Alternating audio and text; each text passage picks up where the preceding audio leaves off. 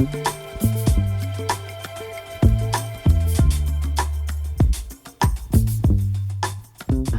next speaker is Thibaut Cyr. Thibaut is the co-founder of Alps Vision, which is an advanced optometry center based in Grenoble that specializes in bespoke contact lens fitting. Thibaut's expertise focuses mainly on ortho-K and scleral lenses, and fields which he has recognized both nationally and internationally. And he plays an active role in several learned societies, including the Association Française des Experts en Lentilles de Contact, the Scleral Lens Education Society, and the European Academy of Ortho-K and Myopia Control. So alongside his clinical work, Thibaut studies ocular surface disorders, particularly those related to dry eye and meibomian gland dysfunction, and his passion for designing customized rigid lenses has led him to collaborate with various labs as a consultant and to develop several exclusive geometries. He's a frequent speaker at French-speaking and international conferences, and we met in Morocco, so that's really good, so I could bring him to Paris. And he's committed to sharing scientific advances and clinical innovations in specialized contact lens practice. So please welcome Thibaut. Merci beaucoup Hélène. Merci au Silmo Academy de m'inviter à parler d'un sujet qui me passionne, qui est la sécheresse oculaire. Comme tu l'as expliqué, mon métier est avant tout de mettre des lentilles sur les yeux, et donc je suis confronté en permanence à la problématique de la surface oculaire et donc de la sécheresse des yeux. On va parler donc de sécheresse oculaire, et pour se mettre dans le bain, que tout le monde se mette dans le bain, on va faire un petit test pour que vous vous rendiez tous compte de ce quoi est la sécheresse oculaire. Alors je vais prendre mon téléphone et puis je vais mettre un chrono. Et le jeu va être très simple. Il va falloir cligner des yeux pendant 20 secondes. Et vous allez voir, petit à petit, vous allez avoir une sensation de sécheresse oculaire qui va s'installer. Si mon téléphone veut bien le faire, mais on ne va pas le faire. Alors à 3, je vais vous demander de cligner des yeux, et après vous les ouvrez et vous n'avez plus le droit de cligner. D'accord ? 1, 2, 3. Vous pouvez ouvrir les yeux, ouvrez les yeux, et vous n'avez plus le droit de cligner. Il y en a déjà une qui a commencé à cligner, ça pique, ça brûle. Là, ceux qui ont réussi à ne pas cligner, ça doit commencer à titiller un petit peu, ça picote, ça peut brûler. Puis là, on va arriver aux 20 secondes, et je pense que 20 secondes, il n'y a personne qui a réussi à ne pas cligner. Cette sensation que vous avez eue, c'est la sensation que 750 millions de personnes dans le monde ont. 750 millions de personnes, ça correspond à quoi? Ça correspond à 10% de la population mondiale. 10% de la population mondiale souffre d'une sécheresse oculaire symptomatique. On parle beaucoup de myopie évolutive, et à juste titre, c'est une vraie épidémie, c'est une vraie pandémie, il faut s'en occuper. Mais en fait, face au tsunami de la myopie évolutive, on ne tient pas spécialement en compte de cette lame de fond, cette petite vague qu'on ne voit pas, qui est la sécheresse oculaire. La moitié des consultations en cabinet d'ophtalmologie en France concernent la sécheresse oculaire. Donc c'est une vraie problématique de santé, et ça nous concerne tous. J'ai été parfaitement bien introduit, alors je répète brièvement, effectivement, je suis optométriste sur Grenoble, mon travail étant essentiellement de faire des lentilles de contact spécialisées, techniques, que sont les lentilles sclérales ou l'orthokératologie. Je suis membre de différentes organisations savantes dans le but de partager le savoir, et dans cette présentation, j'ai quelques conflits d'intérêts, mais je tâcherai de ne pas les faire remarquer. Alors j'aime bien commencer par un peu de poésie, et j'ai trouvé cette citation qui décrit assez bien la problématique et ce que sont les larmes. Les larmes, ce sont les gouttes d'âme de pluie des âmes, apportant soulagement après la tempête et nourrissant la croissance intérieure. Et bien si vous enlevez la poésie et vous vous mettez dans la biologie, ça fonctionne parfaitement. Ça soulage et ça nourrit. Alors, avant de commencer de parler de sécheresse oculaire, on va décrire le principal antagoniste de la sécheresse oculaire, c'est l'alarme. D'accord ? Alors les larmes, comment elles sont?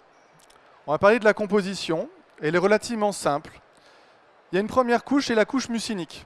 D'accord ? c'est une sorte de gel collé sur les premières cellules de la cornée et qui est donc en contact direct avec l'épithélium cornéen. Ensuite, nous avons la couche aqueuse, cette phase principale, la plus grande partie des larmes, qui est présente et qui joue vraiment le volume de la larme, 90% du volume des larmes. Et puis enfin, last but not least, le film lipidique. Cette couche lipidique extrêmement fine, qui est à l'extérieur du film lacrymal, donc qui est le plus proche de l'environnement externe, et qui, elle, joue un rôle majeur dans la sécheresse oculaire. Alors voilà ces trois couches, couche mucinique, couche aqueuse et couche lipidique, et ça se répartit comme ça quand on le répartit en volume. Vous avez donc la couche basale, hein, qui donc du coup sont l'épithélium cornéen, une première cellule cornéenne, milieu extrêmement sensible, qui se renouvelle en permanence. Hein. Pour rappel, les cellules épithéliales de la cornée se renouvellent intégralement en environ 3-4 jours. Vous avez une couche de gel, cette fameuse phase mucinique, le volume aqueux, et enfin le groupe lipidique qui va avoir une formulation un peu particulière. Alors ce schéma-là, il est vrai, mais pas totalement. Pourquoi? Parce qu'en fait, on parle plutôt de couche muco-aqueuse, d'accord? On va englober la couche mucinique et la couche aqueuse parce qu'en fait, on s'est rendu compte, en analysant plus spécifiquement le film de larmes, que cette couche-là, ce n'était pas deux couches bien distinctes. Il y avait un mélange entre les deux. Alors comme l'expliquais, majoritairement composé d'eau, 98%, mais on a également plein d'autres éléments, des électrolytes, donc des ions sodium, magnésium, calcium et chlore. On a des hormones, et puis comme j'expliquais, la cornée se régénère en permanence, et donc dans cette couche muco-aqueuse, eh ben, on a ces fameuses cellules desquamées, d'accord, ces cellules mortes de la cornée qui naviguent là-dedans.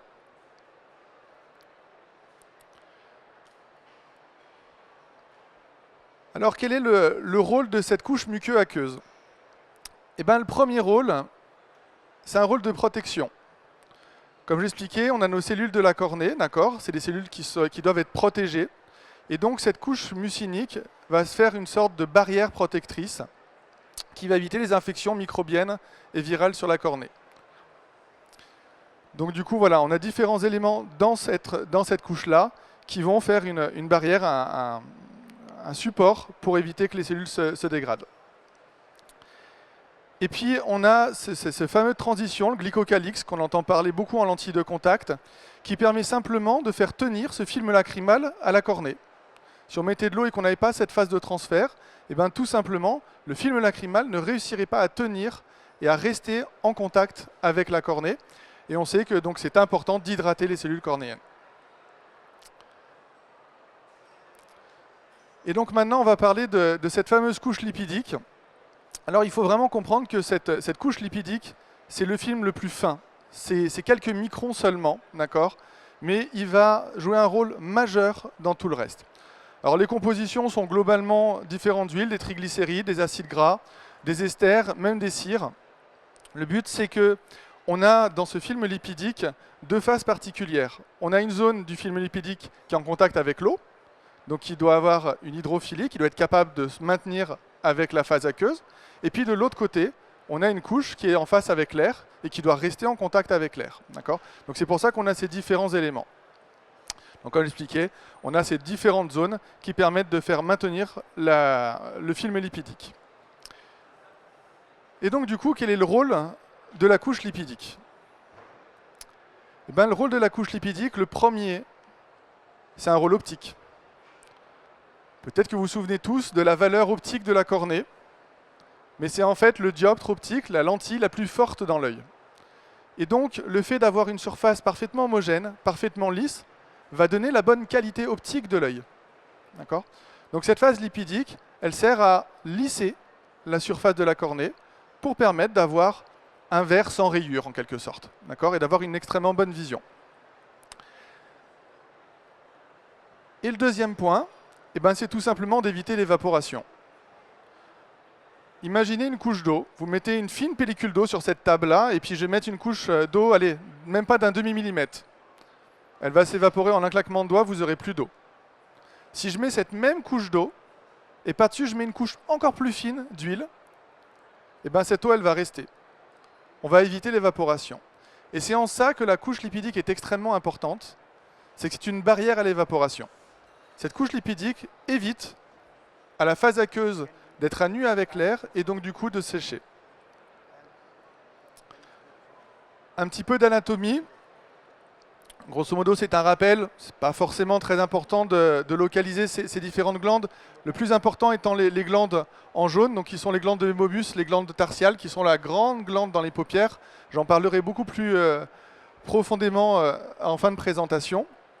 Mais grosso modo, trois zones particulières. Des cellules de la cornée qui vont produire la couche mucinique, d'accord, en contact encore une fois de nouveau directement au niveau de la cornée.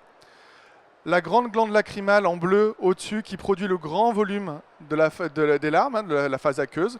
Et puis ces glandes de mébomus, ces glandes tarsales qui sont présentes donc dans les paupières, qui elles vont sécréter cette fameuse huile, le mébum, qui va éviter l'évaporation et va lubrifier l'œil. Et donc nous voici rendus dans la sécheresse oculaire. Quand on parle d'une problématique, il est toujours bien de la définir. Et cette définition, la définition du TIFOS, donc le Tears Film and Ocular Surface Society, est la base de la problématique de la sécheresse oculaire. Je vous invite effectivement à bien la retenir parce qu'on a tous les éléments pour comprendre la problématique de la sécheresse oculaire. La sécheresse oculaire est une maladie multifactorielle de la surface oculaire caractérisée par une perte d'homéostasie du film lacrymal et accompagnée de symptômes oculaires dans lesquels l'instabilité et l'hyperosmolarité du film lacrymal, l'inflammation et les lésions de la surface oculaire, ainsi que les anomalies neurosensorielles jouent un rôle étiologique. Ici, vous avez toute la problématique de la sécheresse oculaire. Si vous savez ça, vous pouvez prendre en charge correctement la sécheresse oculaire. Certes, un long texte n'est pas forcément très passionnant, alors on l'a retravaillé différemment en un magnifique arbre décisionnel. Et voilà à quoi correspond la sécheresse oculaire et la division de la sécheresse oculaire. Sur une thématique principale, qui est donc la sécheresse oculaire, vous avez deux grands groupes. Le déficience aqueuse, la déficience de volume, d'accord, et la problématique évaporative. Alors on a des pathologies qui sont des pathologies génétiques, qui sont les syndromes de Gougeron. On a des problématiques de surface aqueuse, un manque de larmes, d'accord. Les problématiques de déficience de phase aqueuse non pathologiques, hors génétique, sont plutôt rares. Elles sont souvent induites par des problématiques traumatiques, des accidents, des lésions de la glande lacrymale, ou éventuellement des systèmes médicamenteux qui limitent la sécrétion des larmes. On va passer à la zone évaporative. La zone évaporative, deux grands groupes. Soit ça vient de nous, c'est la structure anatomique, d'accord. Donc on peut avoir des dysfonctionnements des glandes, on peut avoir des clignements qui ne sont pas complets, on peut avoir également un système médicamenteux ou des déficiences, des apports, des ports de lentilles de contact, j'en passe et des meilleurs. Et donc du coup, avec ce tableau-là, on prend connaissance de deux grands types de sécheresse oculaire. On a en premier lieu une sécheresse oculaire quantitative, un volume de larmes. C'est la fameuse sécheresse oculaire du défaut de la phase aqueuse, d'accord. Vous n'avez pas assez de larmes. Mais c'est que 10%, c'est rien, d'accord. Vous avez une autre sécheresse oculaire, qui est la problématique évaporative. Vous avez suffisamment de larmes, sauf que manque de peau, ces larmes, elles s'en vont. Alors ça c'est problématique, et ça correspond à 60% des personnes qui ont des sécheresses oculaires, d'accord. Et il en manque un petit peu, parce qu'il y en a toujours qui ont moins de chance, il y en a qui les cumulent, d'accord, et qui vont avoir les deux, à la fois une quantité de larmes diminuée, mais également un fonctionnement de la phase lipidique qui est défectueux, et donc du coup une évaporation qui est importante. Souvent, les sécheresses oculaires mixtes sont les plus symptomatiques. Quand vous avez un patient ou un client qui se plaint significativement de sécheresse oculaire, c'est dans 99% des cas une problématique mixte, et donc il va falloir le traiter de différentes façons. Alors justement, maintenant on va les prendre en charge parce que ces personnes qui souffrent de sécheresse oculaire, on ne va pas les laisser dans la nature. Alors vous avez deux grandes catégories, comme j'expliquais, il y a le symptôme qui va compter. Est-ce que ces personnes-là sont symptomatiques, ressentent la sécheresse oculaire? Typiquement vous, après n'avoir pas cligné les yeux pendant 20 secondes? ou ces personnes-là, finalement, ne sentent pas spécialement la sécheresse oculaire, vivent très très bien, sans aucun problème. Alors je vais prendre les deux extrêmes du tableau. Vous avez donc l'asymptomatique et pas de signe clinique. C'est le chanceux, il n'a pas de problème, on le laisse partir. De l'autre côté, vous avez la personne symptomatique qui souffre de sécheresse oculaire, qui vous rapporte qu'elle a les yeux qui brûlent, les yeux qui piquent, qu'elle a mal aux yeux, mais elle n'a pas de signes, elle n'a pas de symptômes visibles, d'accord? Pas d'œil rouge, rien. Ça c'est terrible, parce qu'en fait c'est souvent des problématiques neurotrophiques. C'est-à-dire que c'est l'innervation de la cornée qui fait défaut, et c'est des sécheresses oculaires qui sont extrêmement douloureuses. Pour autant, on n'a pas de corrélation avec les symptômes. Quand moi je le vois en cabinet, on voit un œil qui globalement est plutôt sain. D'où l'importance de discuter, de ne pas minimiser la sécheresse oculaire, d'écouter les patients, et quand on vous dit j'ai l'œil qui brûle, eh ben, c'est pas anodin, d'accord? Parce que s'il a l'œil qui brûle et qu'on a une cornée qui est nickel, c'est un facteur de risque. Ensuite, donc l'asymptomatique avec des signes cliniques, mais très légers. Il va être important de le suivre, de lui expliquer comment fonctionne la sécheresse oculaire, de donner quelques indications, quelques recommandations pour ne pas rentrer dans la sécheresse oculaire. Vous avez la personne asymptomatique mais avec des signes très forts de sécheresse oculaire. Là, c'est une autre phase critique de neurotrophie, c'est-à-dire qu'il n'y a plus du tout d'innervation, il n'y a plus le feedback sensitif, et donc la personne peut développer des kératites, par exemple, sans avoir aucune sensation de sécheresse oculaire. C'est des personnes qui sont souvent traitées, qui sont rarement dans l'aire de l'opticien, mais on peut quand même les voir, notamment quand on pratique la lentille de contact. Et puis après, il y a tout le spectre des personnes qui sont symptomatiques, qui ont des signes cliniques, et dans ces cas-là, il faudra les prendre en charge. Et pour les prendre en charge, on va d'abord évaluer, quantifier cette problématique de sécheresse oculaire. Alors on a plusieurs systèmes. Le premier est certainement le plus connu, c'est le test de Schirmer. Je pense qu'ici, à peu près tout le monde a déjà entendu parler du test de Schirmer. Et à mon humble avis, ça ne concerne peut-être que moi, mais je trouve ça très dommage. Parce que c'est un test qui aujourd'hui est daté et n'est pas forcément extrêmement précis et ne permet pas de véritablement classifier une sécheresse oculaire. Pourquoi? Parce qu'en fait, ce test, voilà, ce test-là, il ne va quantifier que la quantité de larmes. On parle donc du coup d'une problématique qui ne concerne que 10% de la population. D'accord? Et en plus de ça, il va être invasif, d'accord? Parce que vous allez mettre une bandelette dans l'œil, hein, pour rappel de la pratique de ce test-là. C'est une bandelette qu'on vient mettre à l'intérieur, comme sur l'image, hein, à l'intérieur de la paupière inférieure. Et on va attendre X minutes. Alors ça dépend le type de test que vous avez. Globalement, c'est souvent des 5 minutes. Et vous regardez jusqu'à où la bande est mouillée. Et vous allez estimer si on a un œil sec ou pas. Le problème, c'est que si je mets une bande dans un œil de n'importe qui ici, il va y avoir un réflexe lacrymal qui va faire en sorte que vous aurez une sursécrétion de larmes, et donc du coup vous aurez un test qui sera relativement faussé. Il a le mérite d'exister, il a le mérite d'être simple, il sert plutôt de diagnostic quand on a des sécheresses quantitatives très marquées, de classifier cette sécheresse-là. Mais en temps normal, on l'utilisera peu. On va préférer la méthode du prisme lacrymal. Alors cette méthode-là, elle est intéressante, mais elle nécessite, pour les personnes les mieux équipées, un système OCT, donc qui sont les coupes, les scanners qui sont ici.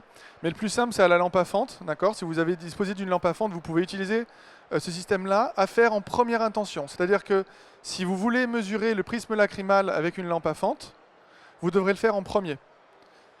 Pourquoi ? Parce que dès que vous allez mettre de la lumière, il y a le réflexe qui s'installe, on va produire des larmes, et donc du coup, on va avoir un prisme lacrymal qui va être plus important. Et donc il faudra éteindre son éclairage, démarrer avec un tout petit bloc qu'on va chercher à monter pour mesurer ce prisme lacrymal. Pourquoi il est intéressant de mesurer ce prisme lacrymal ? Eh bien, comme il est noté là, ça correspond à 80% du volume de larmes. D'accord ? Cette petite rivière-là, c'est 80% du volume de larmes. Si vous la mesurez et que vous voyez qu'il n'y a rien, ça veut dire qu'il n'y a vraiment rien. D'accord ?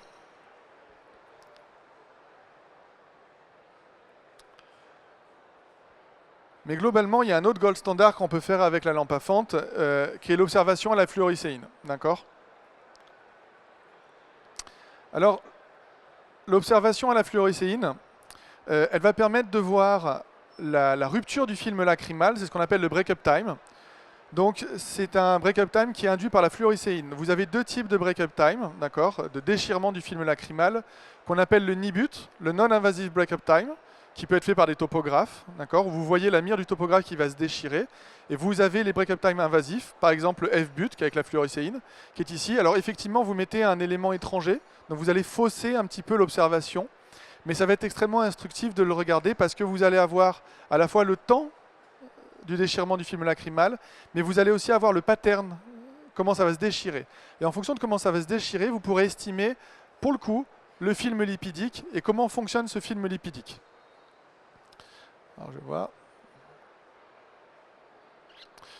Voilà à quoi ça correspond. Donc la personne a cligné des yeux et on attend gentiment et on voit que là, le film lacrymal commence à se déchirer. Alors je suis un peu en dessous. Oui, on le voit quand même. Et en fait, on va vraiment imaginer ce film-là se disloquer. Et quand il se disloque, eh ben, la fluorescéine qui est comprise dans la phase aqueuse des larmes, hein, pour rappel, la fluorescéine est une molécule qui est hydrosoluble. D'accord ? Elle n'est pas dans la phase lipidique, la fluorescéine, elle est dans la phase aqueuse. D'accord ?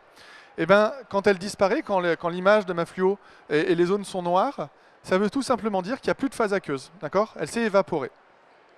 Et en fonction de comment ça se déchire, et ben, du coup, on a un pattern lipidique et on peut voir comment ça se passe. Là, on a voilà, une zone qui est bien recouverte et on voit que ça commence à se déchirer vers le bas, mais également au-dessus. On est typiquement dans un cadre d'une phase lipidique extrêmement fine, très instable, très présente en cire, et donc du coup, ça vient se disloquer comme ça. L'avantage de la fluorescéine et pourquoi on accepte de faire un break-up time avec un élément intrusif, hein, qui est la fluorescéine. Encore une fois, elle vient déstructurer le film de larme, elle vient changer l'osmolarité des films de larme, elle vient modifier plein de paramètres. Donc l'observation n'est pas forcément ultra précise, mais elle vient permettre de caractériser l'atteinte de la cornée sur cette sécheresse oculaire. C'est ce qu'on va appeler le staining cornéen, les piquetés, donc les prises de fluo sur la cornée, et on va pouvoir les classifier. La classification qui est admise en France, c'est le score de Oxford, d'accord, qui va nous permettre de localiser et de grader l'importance de cette sécheresse oculaire. Quand vous avez des Oxford 0, vous pouvez avoir quelques points de prise de fluo, c'est absolument pas grave, d'accord. Il suffit qu'il y ait une petite poussière, un petit grain, une petite sécheresse au fil de la journée et vous les aurez, d'accord. Jusqu'à des stades. Alors le stade 5, il est très rare. Le stade 5, donc le dernier stade où vous avez vraiment la cornée et la conjonctive qui sont totalement recouverts de points de prise de fluo, c'est souvent des kératites qui sont toxiques ou d'exposition. Des personnes qui sont fait exposer aux UV ou des personnes qui ont mis des produits dans leurs yeux, de l'alcool, des choses comme ça, vont avoir ces kératites globales où vous avez une prise de fluorescéine sur toute la surface. En sécheresse oculaire, on va plutôt osciller entre le 1 et le 3 en fonction des problématiques. Ça, ce sont les tests les plus communs, d'accord ? Le Schirmer, encore une fois, malheureusement le plus commun et le plus connu, mais encore une fois, plutôt à éloigner de notre pratique aujourd'hui, c'est plus une recommandation. On a ce fameux prisme lacrymal et après l'analyse à la fluorescéine. Mais vous avez plein d'autres petits conseils, plein d'autres petits indices qui vont nous permettre de déterminer la sécheresse oculaire. Le premier, je ne sais pas si tout le monde le connaît ici, c'est le Lead Viper épitéliopathie. En fait, hop, ça concerne juste le bord de la paupière. Vous voyez ici, vous avez donc la paupière et vous avez la transition, moi ce que j'appelle l'essuie-glace, d'accord ? C'est la partie qui touche la cornée et qui fait le mouvement en permanence. Il faut s'imaginer que ça fait réellement un marathon, votre paupière. Chaque fois que vous clignez des yeux, elle fait un bon centimètre, puis elle remonte, elle fait un centimètre, elle remonte, elle fait un centimètre. Donc il y a un système de friction qui va s'installer. Imaginez que vous avez un œil avec une sécheresse oculaire, et bien donc du coup cette surface-là ne va pas être parfaitement lisse, va avoir une certaine rugosité. Et donc, cette zone de contact avec la cornée va s'inflammer et va créer du coup une apoptose cellulaire et une kératénisation de cette bande-là. Cette bande-là, on la voit très très bien à la fluorescéine, comme on a l'image ici. Ça veut dire que vous avez un trait de prise de fluorescéine sur le bord de la paupière. Et l'avantage de cette marque-là, c'est souvent un critère présymptomatique. Les personnes qui ont des Lead Viper ne ressentent pas spécialement de sécheresse oculaire, mais on est déjà dans une problématique soit de clignement, soit de phase lipidique qui n'est plus correcte. D'accord ? On peut le faire avec d'autres colorants qui sont notamment le vert de l'hysamine. Globalement, la fluorescéine, vous faites tout d'un coup. Vous faites l'observation du break-up time, l'observation d'une kératite si elle est présente et une ponctuation, et après vous faites le Lead Viper épitéliopathie. Dans les paupières toujours, et on verra l'importance de ces paupières-là, c'est les téléangiectasies. Alors les téléangiectasies, ce sont des petits vaisseaux sanguins qui sont dans la paupière. On les voit très très bien ici. Oui, on les voit globalement assez bien ici. Ils peuvent être liés à une rosacée oculaire, mais pas systématiquement, d'accord ? On le voit plutôt apparaître de plus en plus chez les personnes âgées. Ça aussi, c'est un signe de sécheresse oculaire. C'est souvent un signe de sécheresse oculaire plutôt grave. Pourquoi? C'est que ces télangiectasies, ils vont neutraliser et ils vont détruire les glandes de mébomus, ces fameuses glandes qui sont dans les paupières, qui sécrètent la partie huileuse des larmes, la partie lipidique des larmes. Pourquoi ils les tuent? C'est que c'est comme un peu le... C'est un baiser fatal. Ce petit capillaire sanguin apporte donc le sang et donc du coup de l'oxygène auprès des glandes qui, elles, ne fonctionnent pas avec ce système-là. D'accord? Et donc en s'approchant, elles vont s'entourer autour des glandes des mébomus et petit à petit vont les détruire, les nécroser. Et donc du coup, vous allez avoir une disparition de ces glandes-là petit à petit. Vous avez des télangiectasies très importantes, vous aurez tôt ou tard une sécheresse oculaire très importante. D'accord? On a aujourd'hui, on en parlera dans les traitements, les nouveaux traitements, on a plusieurs traitements qui évitent l'apparition, et en tout cas l'évolution des télangiectasies aujourd'hui. Et enfin, l'élément le plus important, les glandes des mébomus. Pourquoi l'élément le plus important? C'est la glande principale, si ce n'est exclusive, de la sécrétion de la couche lipidique, d'accord? Et comme on l'a vu, la couche lipidique est responsable de 60%, donc de plus de la moitié, de la sécheresse oculaire. D'accord? Donc il va falloir se soucier de ces fameuses glandes des mébomus. Les voici, ces glandes des mébomus. Alors là, on a un éclairage infrarouge, mais dans les autres diapositives, on les verra en éclairage classique. Alors elles sont importantes, il faut les caractériser aussi bien dans leur longueur, dans leur volume et dans leur nombre. D'accord? Tous ces critères-là sont importants pour savoir si on a une atrophie, une inflammation de ces glandes-là. Voilà ce que ça donne en éclairage classique. On les imagine vaguement, ce sont ces traits blancs. Donc en éclairage blanc, on pourrait. C'est vrai qu'en éclairage infrarouge, c'est un peu plus marqué. Ici, alors je ne sais pas si vous le voyez bien. Si, quand même. Là, typiquement, c'est important d'analyser le pattern de ces glandes. On voit qu'elles sont toutes tortueuses, d'accord? Ça, c'est un signe d'inflammation majeure des glandes des mébomus. Quand elles commencent à devenir un peu sinueuses comme ça veut dire qu'il y a une inflammation, ça veut dire qu'elles vont commencer à se nécroser. D'accord? On est dans un système de cercle vicieux, on va l'aborder dans un second temps. On a la paupière supérieure, donc quand on retourne, on a encore l'ancienne partie de la glande qui est totalement nécrosée, et puis en fait la zone vraiment blanche au-dessus, c'est les quelques petits chapelets de glandes qui produisent encore du mébum, qui sont au-dessus, de façon très légère. Et en bas, on voit c'est bien le chapelet, c'est-à-dire qu'on a une bande et plein de petits points qui sont toutes ces glandes-là qui vont sécréter le mébum. Vous avez vu dans les images précédentes, on ne s'intéressait qu'aux paupières du bas. Alors pourquoi s'intéresser qu'aux paupières du bas et pas forcément nécessaire de retourner la paupière du haut? Premièrement, retourner la paupière supérieure, en fonction de la pratique, n'est jamais un jeu de plaisir, d'accord? Après une certaine pratique, on arrive à les retourner facilement. Mais globalement, ce qu'il y a à retenir, c'est que vous avez 70% de la production de mébum, donc cette fameuse huile qui est sécrétée par les glandes du bas, d'accord? Donc 30% dans les glandes supérieures.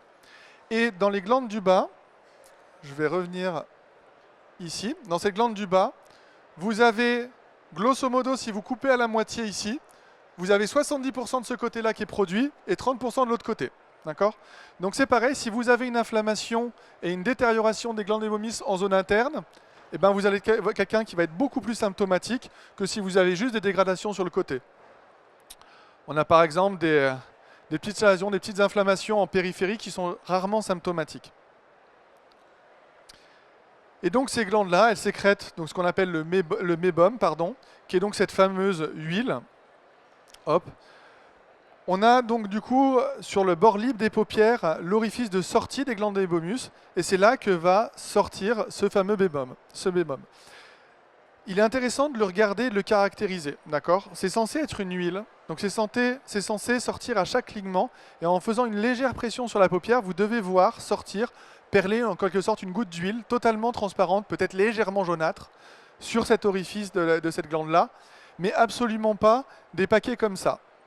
Vous avez une caractérisation de la glande des mébomus, une glande qui sécrète un mébum de bonne qualité, d'accord? Une huile de bonne qualité, c'est une huile transparente. C'est votre huile d'olive, votre huile de tournesauce. Bref, c'est quelque chose de très liquide et d'assez clair. Et plus l'inflammation va s'installer, plus le mébum va être de moins bonne qualité. Et donc plus il va être visqueux, moins liquide, plus laiteux, jusqu'à terminer vraiment jaune pâteux, type pâte à dentifrice, si vous voulez. Et donc vous avez cette caractérisation au cas extrême où quand vous appuyez, vous avez vraiment... c'est comme si vous appuyez sur un tube de dentifrice, vous avez un bout d'huile qui sort, mais totalement rigide. Comment fonctionne la sécrétion de ce mébum-là? C'est au clignement que ça se passe, d'accord? Quand vous ouvrez les yeux et que vous les fermez, je ne sais pas si vous avez déjà analysé un mouvement de paupière, comment ça se passe, mais en fait, c'est la paupière du bas qui descend, la paupière du haut, elle ne remonte pas, hein. La paupière du bas descend, vient appuyer sur la paupière du bas, et la paupière du bas va faire un mouvement de cisaillement pour évacuer tous les débris du film lacrymal dans les fosses nasales et par le méa.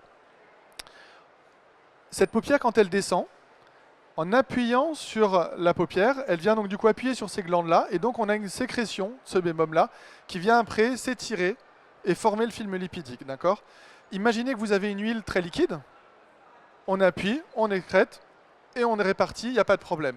Si maintenant vous avez quelque chose qui est pâteux, bah forcément vous allez appuyer, vous allez avoir du mal à le faire sortir, et une fois qu'il est sorti, s'il est sorti, eh ben, il ne va pas pouvoir se répartir correctement sur la surface oculaire. Donc important de caractériser cela et de voir comment il est construit. Maintenant qu'on a fait notre évaluation, eh ben, on va rentrer dans le vif du sujet qui est la prise en charge.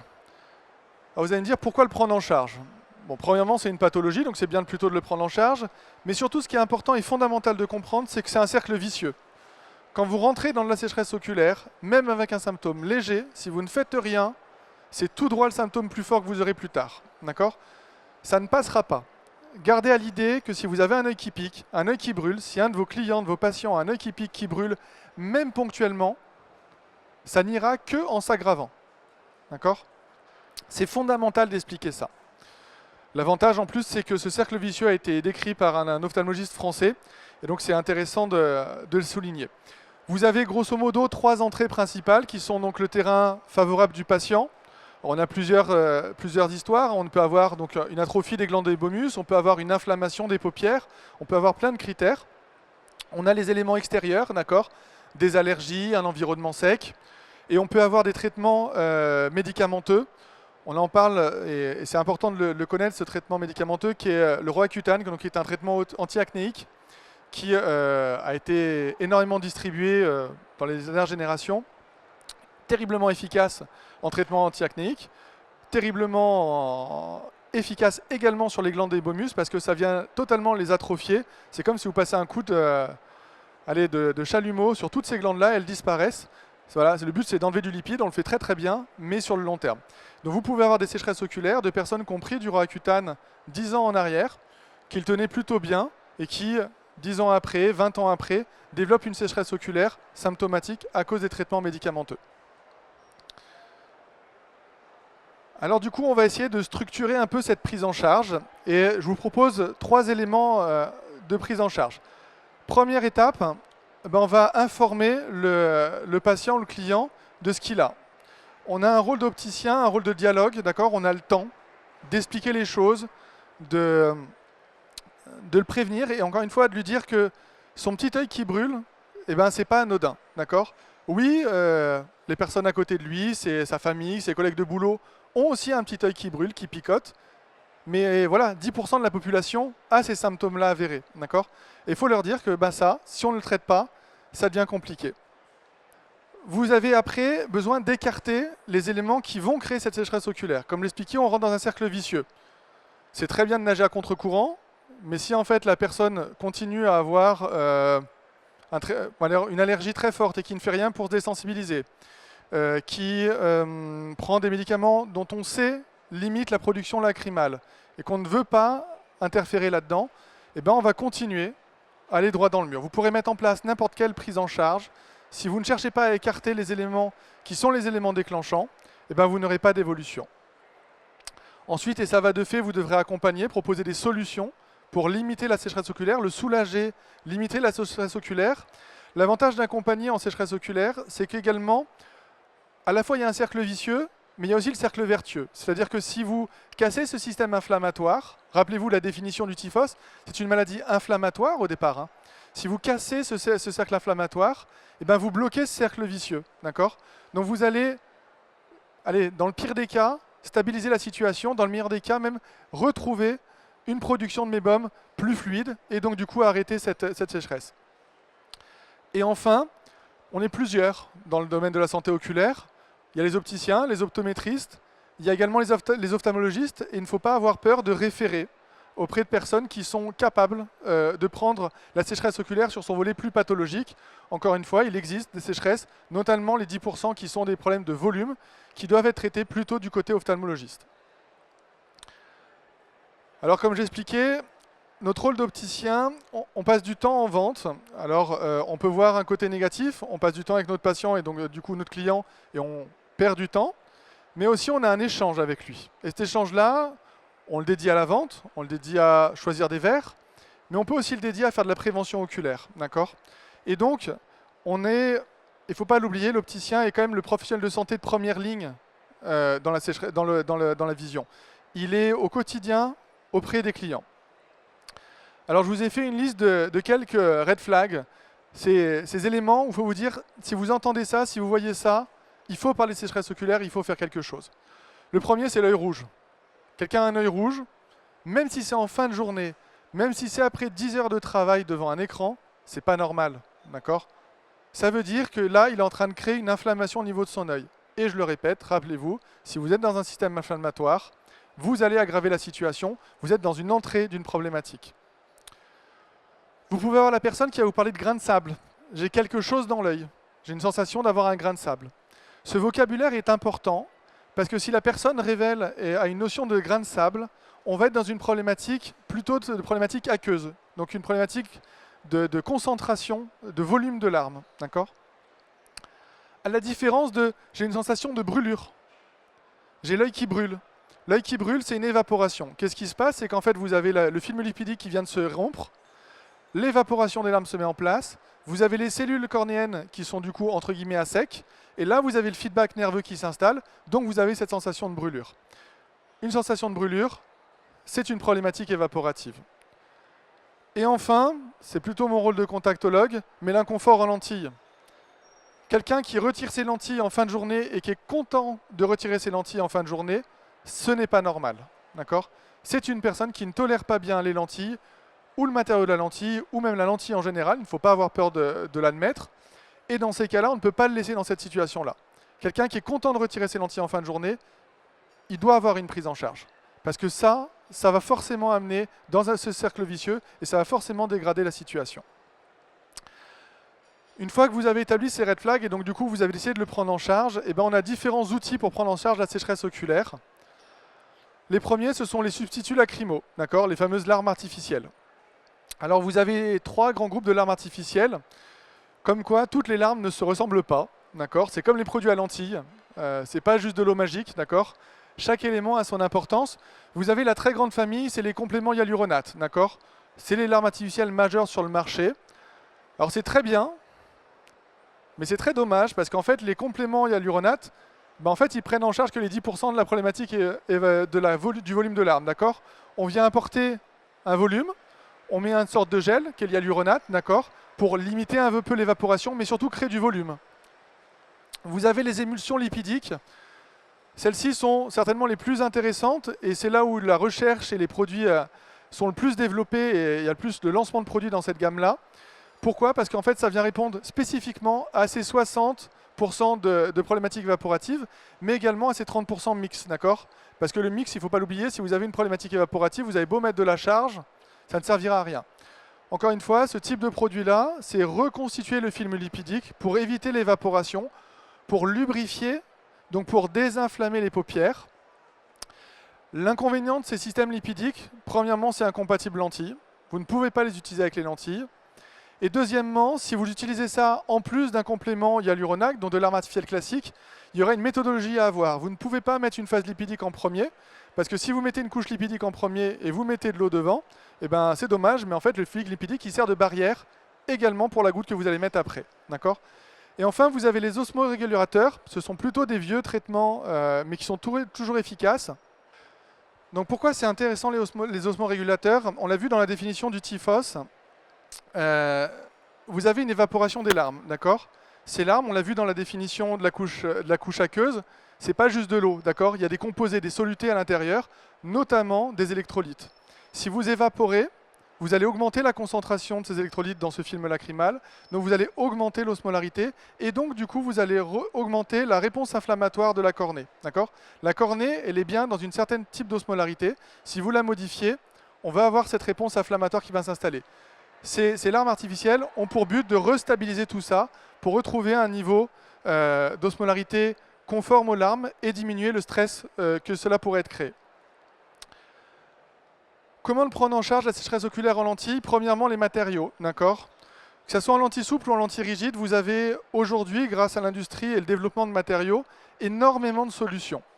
En lentille souple, vous avez des matériaux hydrogel, des matériaux silico-hydrogel, avec plus ou moins d'hydrophilie, avec des traitements de surface, avec des adjuvants qu'on va mettre dans le matériau pour améliorer la moulabilité de la lentille. Mais en lentille rigide, vous avez la même chose, d'accord? Vous avez des dégâts très élevés, mais des surfaces qui sont plus mouillables. Et il faudra jouer avec ce type de matériaux pour améliorer la tolérance. Vous pouvez après, je vais passer l'antisclérale, on va en parler dans un deuxième temps, mais on peut parler de lentille de nuit, l'orthokératologie. L'avantage, c'est que c'est une technique qui peut être dédiée à la sécheresse oculaire. À la nuance près que faire une adaptation en lentille de nuit sur une cornée qui présente déjà une irritation, une kératite, n'est pas forcément la meilleure idée du monde. Il faut s'imaginer que cette kératite, c'est déjà une fêlure dans notre barrière, d'accord? Vous avez une surface épithéliale qui est là pour protéger. Si vous avez une prise de fluo, vous avez déjà voilà, une porte d'entrée à des possibles infections. Et donc, du coup, on va préférer une surface cornéenne plus intégrale. Mais par contre, si on a un inconfort en lentille de contact et une cornée qui est saine, on peut très bien imaginer le port de lentilles de contact en lentille de nuit. La lentille sclérale, c'est devenu de plus en plus un standard dans la prise en charge de la sécheresse oculaire, à ce titre qu'on vient faire une sorte de coque protectrice autour de la cornée, d'accord? La lentille sclérale a cela de fait qu'en fait on va avoir un réservoir de larmes entre la lentille et la cornée, et ce réservoir de larmes va donc maintenir la cornée en hydratation et va limiter donc le feedback de la sensation de sécheresse oculaire. Vous avez d'autres traitements, les traitements oraux, les oméga 3, la supplémentation en oméga 3 est une vraie solution, on va le voir après, mais c'est un des seuls traitements qui fait consensus dans la littérature pour améliorer l'état de sécheresse oculaire et d'améliorer la prévention aussi de la sécheresse oculaire. Il n'y a pas encore de consensus sur la concentration d'oméga 3, d'accord, mais juste une supplémentation en oméga 3 a un effet positif. Les lunettes, eh ben, tout simplement porter une correction adaptée à vos besoins visuels, améliore à la fois le clignement, améliore la concentration, et tous ces éléments-là vont limiter la sécheresse oculaire, ne serait-ce que par l'amélioration du clignement. Les lunettes, on peut aussi le concevoir juste sur une lunette à chambre humide, d'accord, qui sont dans des cas plus pathologiques, donc des lunettes qui servent de protection pour permettre de maintenir une humidité dans la zone oculaire. Et enfin, la limitation des écrans, parce qu'on a prouvé maintenant que regarder un écran limite le clignement. Si vous limitez le clignement, vous avez un renouvellement du film lacrymal qui du coup est limité, et donc du coup une augmentation de la sécheresse oculaire de ce fait.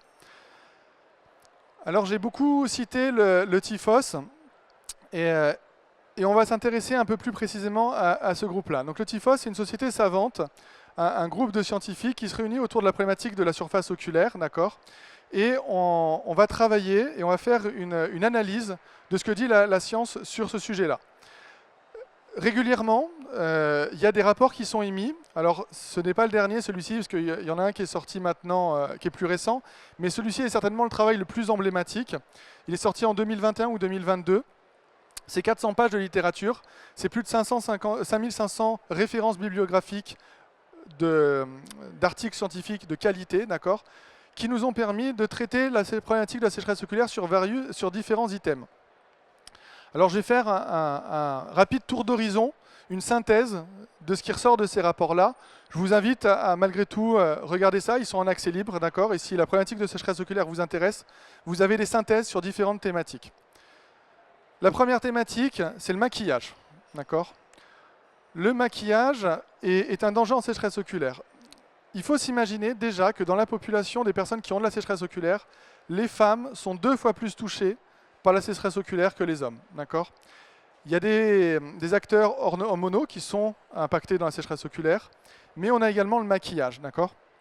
Le maquillage, le problème, c'est qu'il se trouve dans la zone oculaire.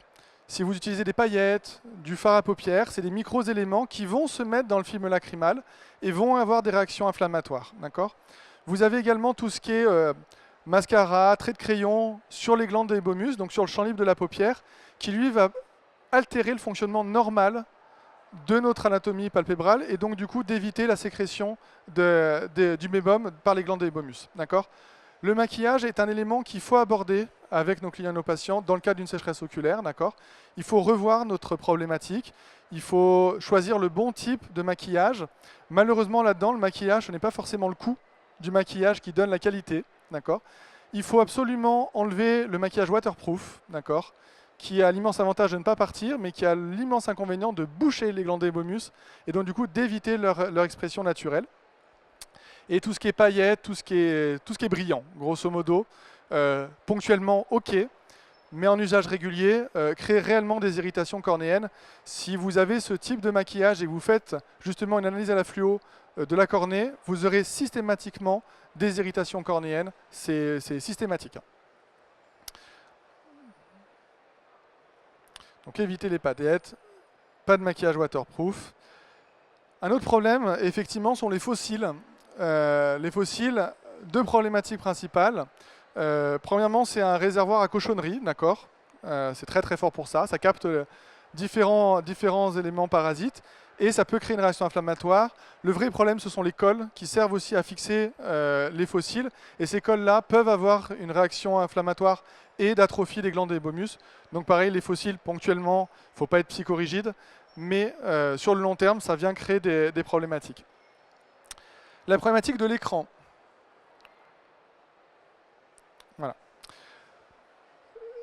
Les écrans sont problématiques pour la sécheresse oculaire. Je pense que tout le monde le sait. On a donc les syndromes de sécheresse oculaire sur écran qui sont déterminés. Pour autant, quand on regarde la littérature et qu'on regarde les solutions qu'on peut mettre en place pour limiter la sécheresse oculaire, il n'y en a qu'une seule qui fait consensus. Dans toute la littérature qui a été analysée, c'est le supplément en oméga 3. Je dirais presque que c'est merveilleux, parce que dire à votre patient, prends une gélule magique et ça va solutionner la sécheresse oculaire, c'est quand même pas mal, d'accord ? C'est peu contraignant et c'est facile à mettre en place. Après, dans le consensus plus ou moins établi, vous avez cette fameuse règle des 20-20-20, d'accord ? Toutes les 20 minutes, faire une pause de 20 secondes et regarder à 20 pieds, qui correspond grosso modo à 5 mètres, c'est retrouver de la motricité oculaire. Pourquoi ? On en revient au même, c'est-à-dire que quand on regarde un écran, on cligne moins des yeux. Si on cligne moins des yeux, notre film lacrymal se régénère moins facilement, mais surtout on a une expression, ces fameuses glandes d'Hébomus, qui sont moins importantes. D'accord ? Mais gardez à l'idée, les oméga 3 sont les meilleurs. Ensuite, l'environnement. Eh bon, on a connaissance de ça, mais un environnement avec une climatisation est important. Les agents pathogènes qui sont la pollution, les allergiques, ont une action sur la sécheresse oculaire. Il faut prendre en considération ça. Quand on a quelqu'un avec une sécheresse oculaire, il est normal de le référer auprès d'un médecin généraliste, d'un allergologue, pour avoir une désensibilisation, pour améliorer ça. Vous serez surpris de voir la corrélation entre allergie aérienne et sécheresse oculaire. C'est quasiment un match parfait.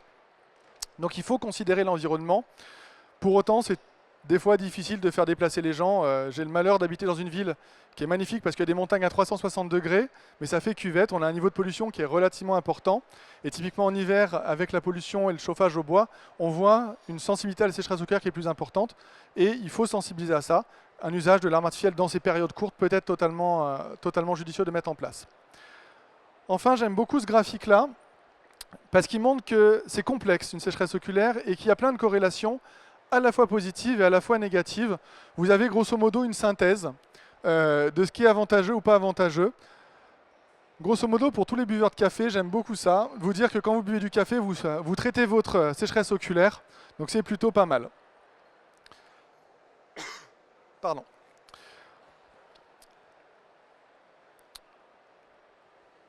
Il y a un élément à prendre en considération aussi, c'est le volet social de la sécheresse oculaire. Quand vous traitez la sécheresse oculaire de façon significative dans votre pratique quotidienne, vous allez être confronté avec des personnes qui sont réellement en souffrance, d'accord ? Outre la genèse de la sécheresse oculaire dans le style de vie, donc la consommation de drogue, les insomnies, les antidépresseurs, qui ont une influence sur la production de larmes, le volet souffrance et le volet handicap est un volet qui est intéressant à prendre. Et je voulais terminer sur ce point-là. Considérez que c'est une vraie douleur, la sécheresse oculaire, d'accord ? On a l'habitude de dire que dans la hiérarchie des douleurs du corps humain, La problématique de la kératite, de l'ulcération de cornée, fait partie du top 3. Hein. Vous avez les accouchements sans péridurale, vous avez les coliques néphrétiques et vous avez les ulcères de cornée. Imaginez quelqu'un qui a une douleur forte dans les yeux en permanence. Ça impacte psychologiquement, c'est inévitable, je veux dire. Vous avez vraiment... votre vie sociale en est chamboulée. Quelqu'un qui a les yeux qui brûlent en fin de journée ne va pas juste sortir avec ses potes et donc tout ça est un cercle vicieux qui s'installe.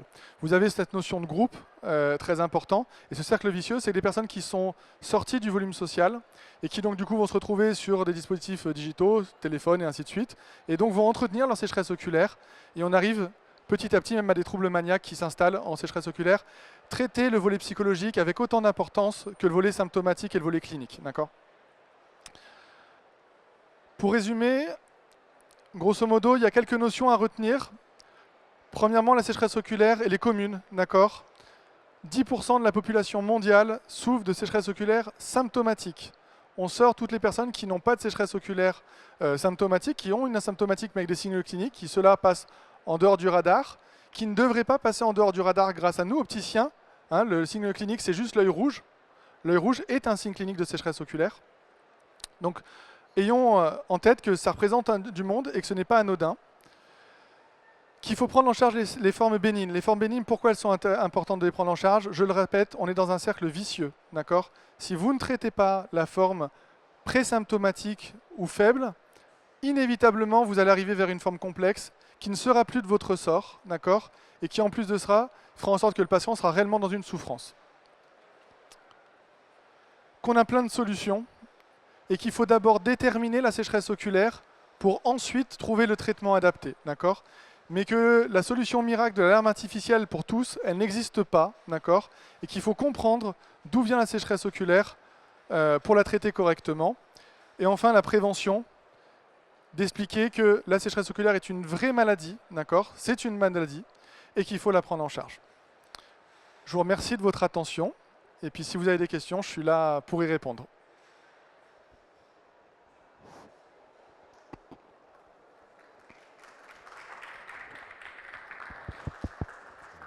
Are there any? Il y a des questions pour? Yeah, there's questions. Good. Thank you. Yeah, thank you very much. That was an insightful presentation. My name is Priscilla Imade. I'm an optometrist and a public health specialist from Nigeria. My question is, okay, I'm a screen eye health advocate in Nigeria, and I want to ask, how can we better differentiate digital eye strain from dry eye disease in both research and clinical practice? And are there validated tools that you can recommend?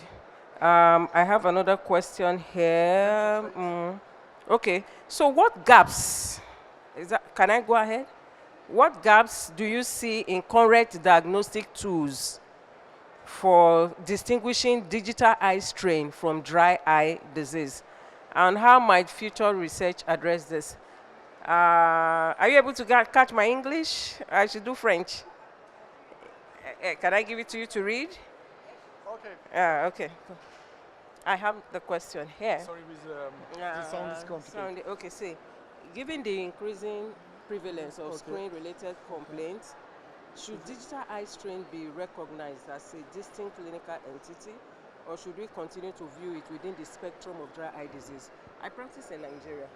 I practice dry eye disease, and I'm a screen eye health advocate. So recently, okay. So you want to relate both the digital eye strain, you talked about digital eye strain in your presentation, and you know that the symptoms of digital eye strain are interrelated with dry eye disease. Yeah. So how do we distinguish that, and what diagnostic tools, are there any tools? The most common is the way of blink. If you just blink oftenly, you can start to think it's one eye strain syndrome with computer, and with the lead viper epithelopathy. Yes. This is the most common case, and you will see the lead viper epithelopathy you will find with all the young people using a lot the cellular devices. You will find a lot, And for me, just the first step, like I say, lead viper epithelopathy is the first step of the dry eye disease. When you find any damage in the corneal surface, but you find one lead viper epithelopathy, you need to think about manage and give advice how to use correctly the digital device. Now, you know, when we're talking about dry eye disease diagnosis, like the Schema trip test, when you put it in the eye, is it better for the eye to be closed or the eye to be opened? And then, does digital eye strain has anything to do with the quantity of the tears that you measure, whether it's in dry eye and then First thing, digital? the Do you quantity, get it? the quantity often is not the main problem. Yeah. Okay. Did you close the eye or you open? Is there a difference? Will it give you different results? You know, if we go back to your slide, Yeah. When you the blink, Schema but tear test. the problem when you do this, you don't observe the classical pattern. Okay. When you blink strongly, you will find one good pattern. Maybe you will find a lot of lipid drops, but you can't analyze correctly the lipidic pattern. So in my practice, I just do the classic blinking. I just observe simply how it just works. If you start to say, okay, blink strongly, for you can see something, you will see something they don't do in at home. So in my opinion, is not the good way to analyze. The most non-invasive test always is better. So blink strongly for me is one invasive test. All right. Thank you. It's okay for Yeah. thoughts? Thank you. We don't have much time now for questions, but if you'd like to see Thibaut afterwards, he'll be at the back. Il va être derrière si vous voulez poser encore des questions. Mais merci beaucoup Thibaut, Merci à toi. c'était super.